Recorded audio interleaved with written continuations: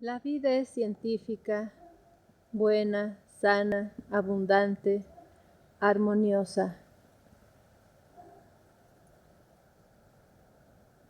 Para favorecer todo bienestar, paz, confianza y tranquilidad.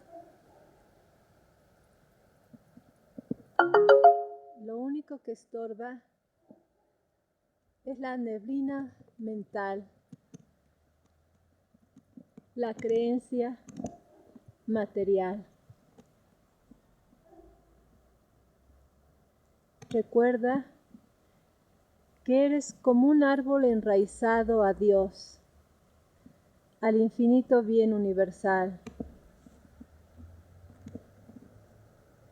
Recobra el entendimiento acerca de tu origen mental verdadero.